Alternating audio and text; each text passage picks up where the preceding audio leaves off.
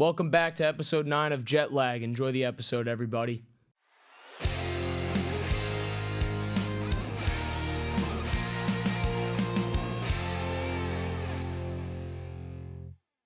Justin Fields is a New York Jet. The Jets have their quarterback for the 2025 and 2026 season, whether we like it or not.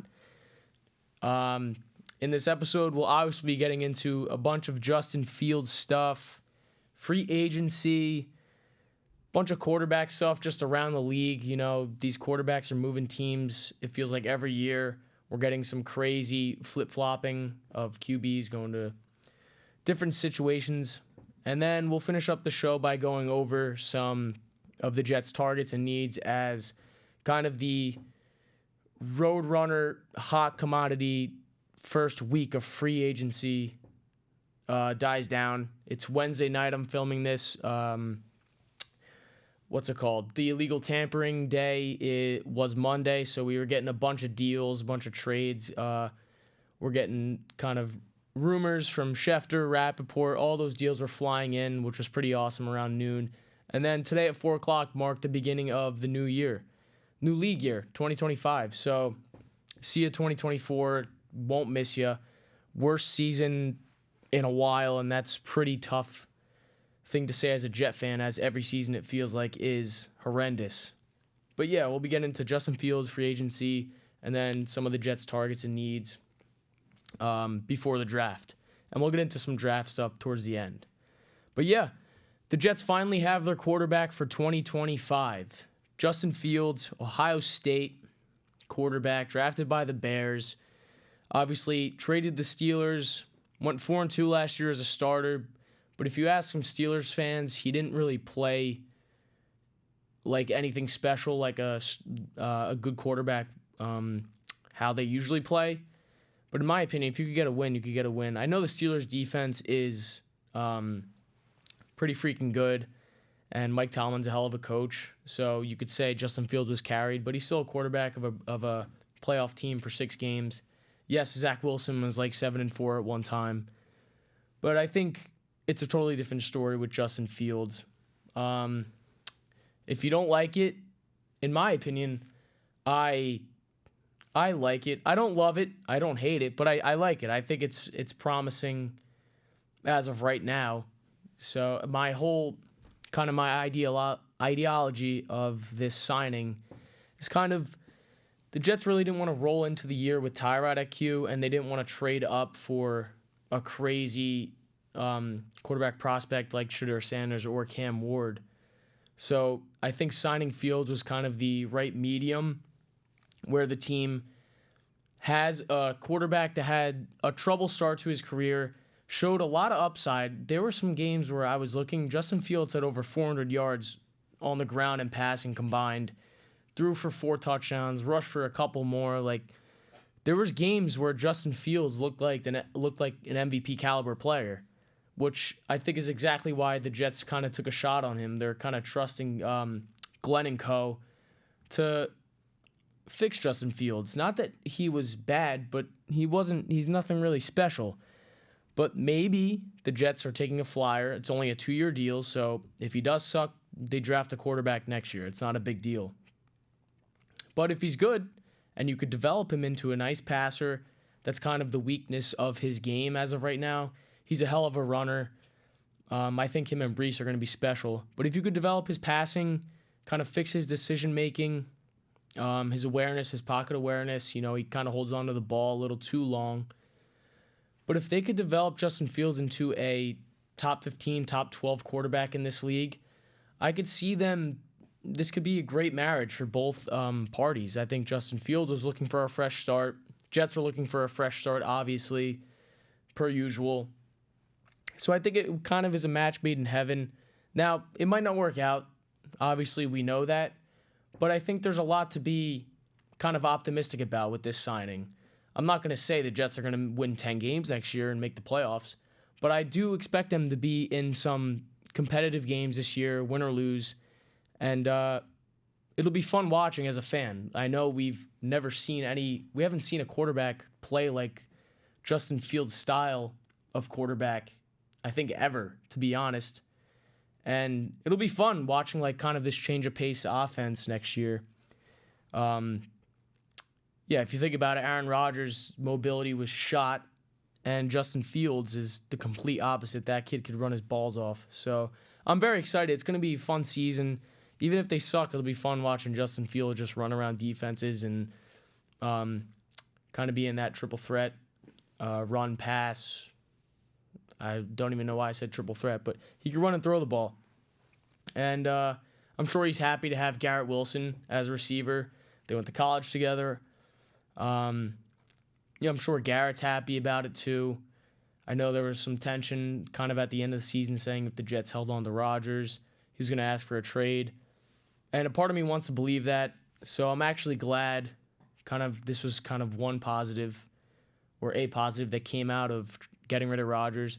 They also got one of Garrett Wilson's teammates in college, his quarterback, to be frank. So yeah, I do like it. I think it's going to be a fun season. Obviously, it's a short deal. He's young, athletic, big body. I think he's 26, 27. Like I said, Jets have never had a guy this mobile, and it should make the offense very dynamic. And I expect this team to be run first, obviously. I think between Breece and Justin Fields, there's no reason why this team shouldn't be running the ball 25 times a game. So, and Braylon Allen, I can't forget, 0. So, yeah, I mean, the outlook for next year is just be competitive. I'd like to win 8 games. Is that being too far-fetched? Probably. We'll see. I mean, anywhere between 7 and 10 games for me is a freaking win. But ultimately, I just want to not have to... It's good that this team doesn't have any more pressure. Not that there isn't pressure on Glenn and Muji. Obviously, this team hasn't made the playoffs in, almost a decade and a half. So there's always going to be pressure in New York, but it's not Super Bowl aspirations right now, and I think that's exactly what this team needs. We need to take a step back, look in the mirror, figure out what our identity is going to be, and I think the signing of Justin Fields kind of tells you what their identity is going to be. It's going to be run the ball, grind games. Like, we're not just going to throw the ball. We're not going to, once we go down, we're not going to turn into a one-dimensional throwing team. We're gonna beat you in every which way.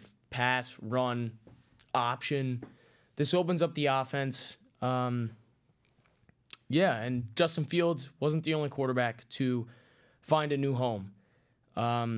This segues us into kind of our free agency, just kind of recap, trades, QBs. I'm just going to kind of spitball a bunch of stuff that happened with the team. First, I'll start with the quarterbacks. Obviously, Justin Fields. That's kind of my whole spiel on Fields. I like it. It should be fun. Obviously, Darnold, he signed with the Seahawks, 3 years, $100 million, which is interesting. The Seahawks love ex-Jet quarterbacks. Obviously, right now, Jameis still hasn't found a home. Daniel Jones to the Colts, so that should be interesting. We'll see how that plays out in Indianapolis with Anthony Richardson and Daniel Jones. That's a crazy quarterback room. Who else? Yeah, I mean, Geno Smith to the Raiders was interesting. Yeah, and then obviously the two big fish is Aaron Rodgers and Russell Wilson. Right now, the whole conversation is which one's going to go to the Steelers, which one's going to be a Giant. But a report just came out, I think a couple hours ago. I was in class. I read it. Russell Wilson's taking a visit to the Browns, which is fairly intriguing because they have a top 2 pick. Could just be a smoke, or it could just be for real, and the Browns could like Russell Wilson. But it's interesting because why would they bring in Russell Wilson when they have a top 2 pick? They have Deshaun Watson. They could just draft a quarterback. But yeah, that's interesting. He's also going to go on a visit to the Giants, Wilson. Apparently the Giants are waiting on Rodgers' answers. And I'm also going to be looking at my phone just because I'm looking for Twitter notifications in case any crazy news breaks. Like the DK trade. That was crazy. Yeah, but Aaron Rodgers, Russell Wilson, there's really not much there. If I'm a Giant fan, I'm really not ecstatic with both. The only thing that'll make me happy is if they draft a quarterback. Obviously, I think that's the plan. You get the veteran, and then you either trade up for Cam Ward or just sit tight and pray for the best. Or just take BPA and trade back up for Jackson Dart later in the first. Who knows? This is the most fun part of the season. This is why it's a lot of speculation, a lot of fun going around the league, a lot of players moving, including some Jets. I'll get into this. Jets lost Morgan Moses to the Pats, DJ Reed to the Lions, Solomon Thomas is gone, Ashton Davis, Brandon Eccles. Titans are signing free agent Draymond Jones. Yeah, but they're losing some players, but they also signed a few. They re-signed Jamie Sherwood, I was happy about. Cut CJ Mosley, I'll get into that a little bit. Obviously Fields, Brandon Stevens, apparently he stinks. I'm not going to lie, I know nothing about it. But it's a 3-year, I think it was around 30, 35 million year deal. Ravens fans say he stinks, but he's still young. He's a big corner. And if anyone can fix him, it's Aaron Glenn. So I think not only can he fix him, but I think obviously Sauce had some growing pains last season. Sauce is only in year 3, and people were saying he was getting crapped on for playing bad. But if you look at his stats, he didn't really play that bad. He actually played pretty good for a corner. It's just when you set the standards that high your first 2 seasons, you're expected to be all out the greatest of all time. But people just like to crap on Sauce Gardner all the time. But yeah, I think anything wrong with Sauce will get ironed out quickly with Aaron Glenn. Yeah, they signed a backup center, Josh Myers from the, I think that's his name, from the Packers. So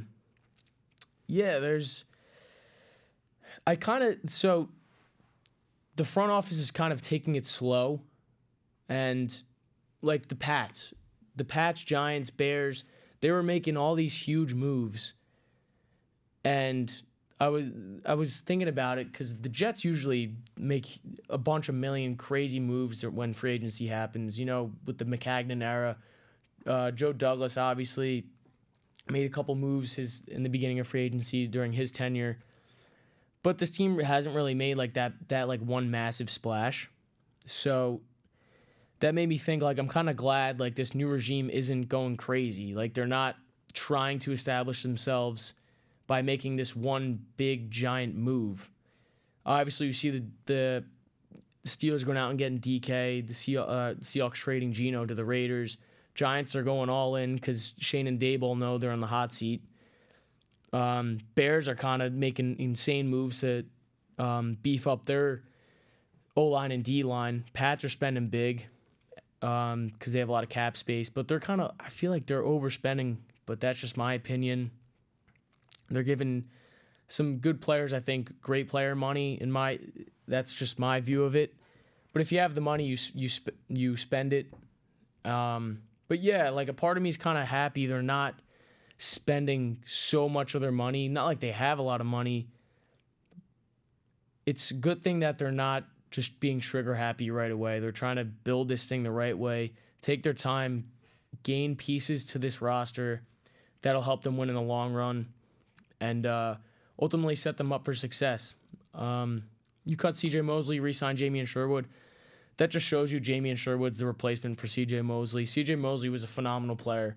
I absolutely loved him. Captain of the defense, honestly, captain of the team for the past couple of years. And a couple of games, like CJ went down, the defense was 100% not the same at all. They played worse when CJ wasn't on the field.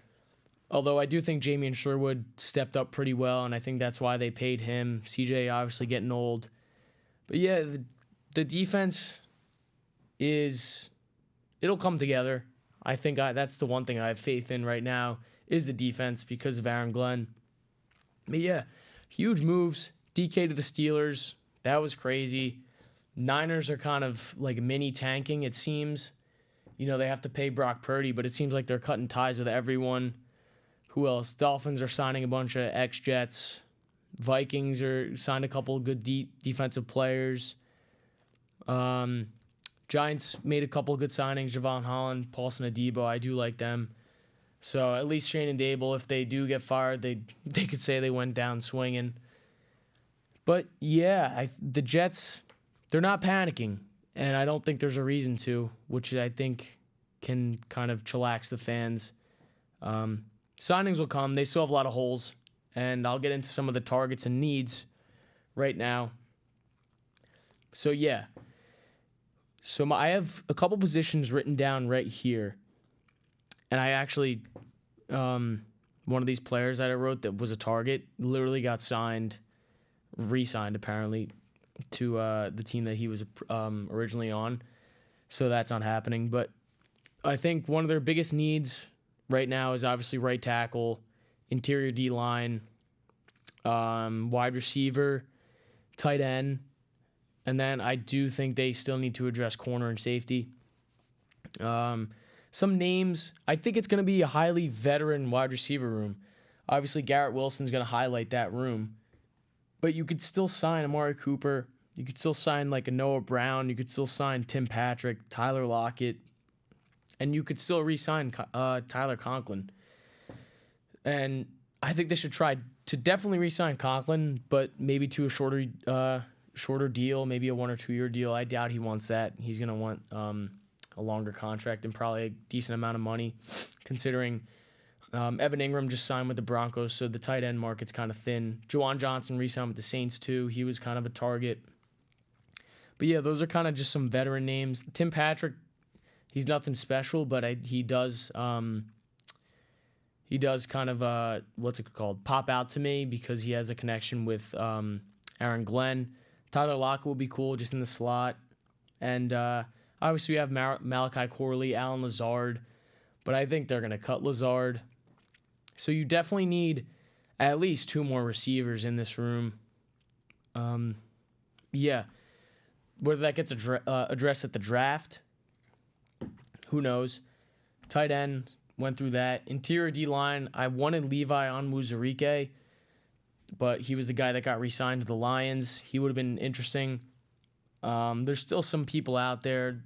The Jets could easily address defensive line in the draft. I think the one kind of, surplus of players in this draft is defensive line. So I think you could address it in the draft.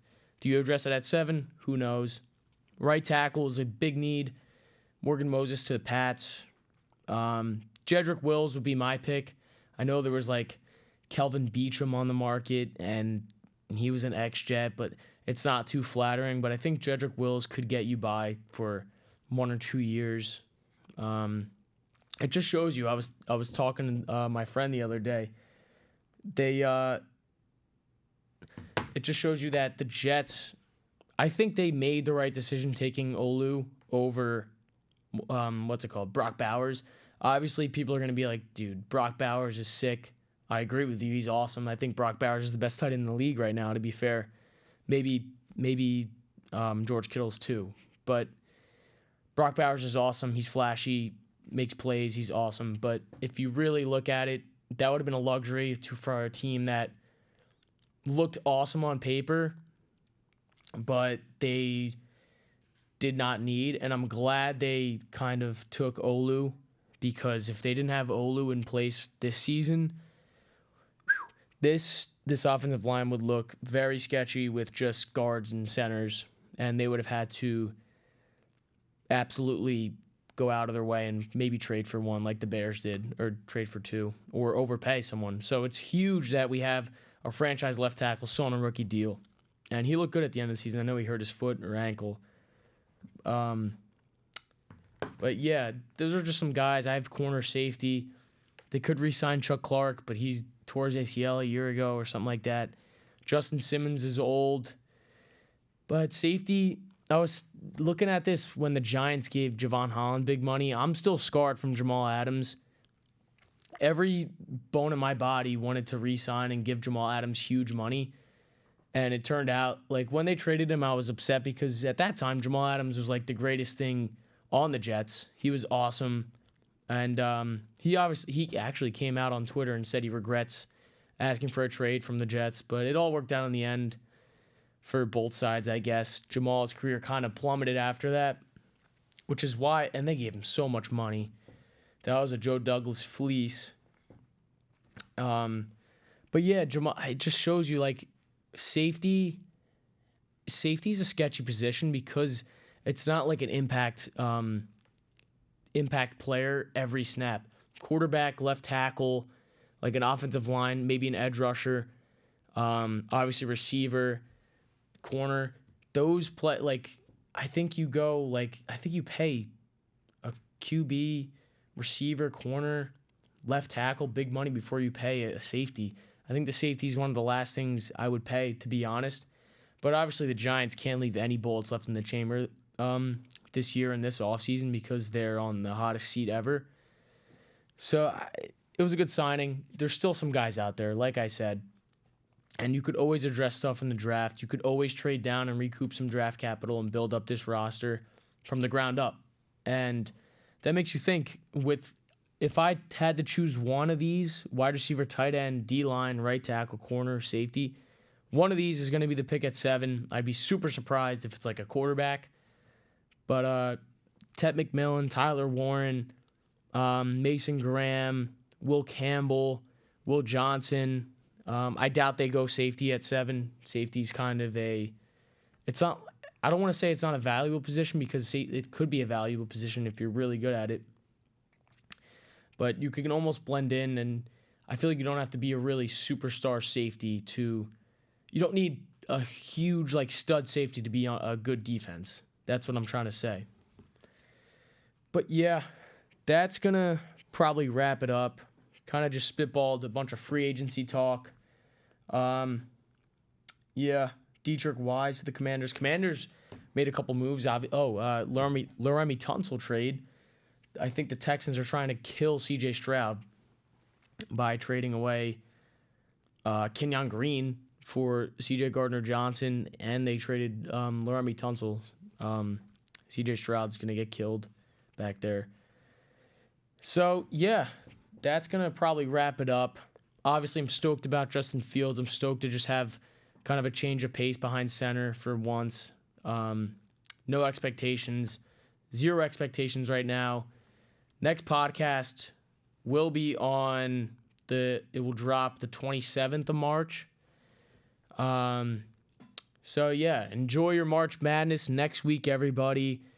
I hope to be talking about some more trades. Maybe Giants traded up to 1. Maybe the Jets traded for a receiver, Chris Olave, to team back up with Justin Fields and Garrett Wilson. I know people on Twitter are talking about that right now. That would be pretty cool. So yeah, that's going to do it for today's episode. Episode 9 is in the books. And thanks for watching. Go Jets.